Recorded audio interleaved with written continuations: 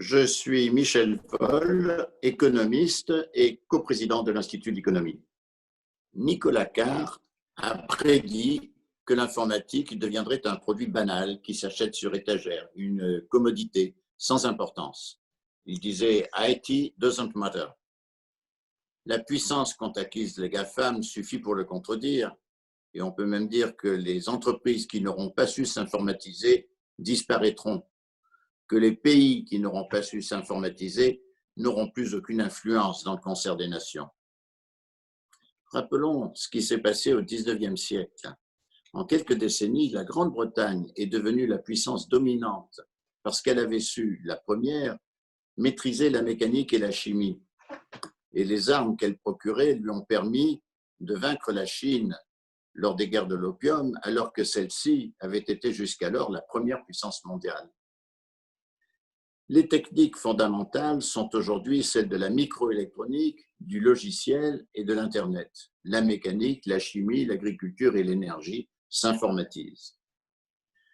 Et la nation qui maîtrisera le mieux ces trois techniques et saura les utiliser efficacement dominera le monde. C'est l'ambition de la Chine.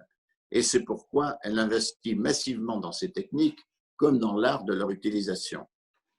Toutes ces grandes entreprises ont misé sur l'informatique. Aucun projet de crypto-monnaie souveraine ne pourra réussir sans la maîtrise des techniques informatiques les plus avancées.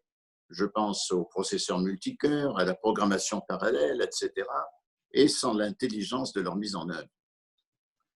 En France, cependant, la classe dirigeante, experte dans l'art de la parole, méprise tout ce qu'elle juge technique et ignore donc l'informatique. Elle parle abondamment du numérique, mot valise vide de sens, et se laisse fasciner par les chimères qu'évoque l'expression intelligence artificielle. Notre pays ne conservera son droit à la parole dans le concert des nations que s'il prend conscience de la transformation que l'informatisation provoque dans la définition des produits et des compétences, dans l'ingénierie de la production, la forme de la concurrence et celle du travail humain. À défaut d'être un informaticien, tout dirigeant devra avoir une intuition exacte de l'informatique et une culture de l'informatisation. Comme la monnaie est le cœur de l'économie, les nations qui auront su l'informatiser disposeront d'un levier sur notre souveraineté. Et si la France se laisse ainsi coloniser, le monde sera plus pauvre et plus terne, car elle ne pourra plus faire rayonner les valeurs de notre République.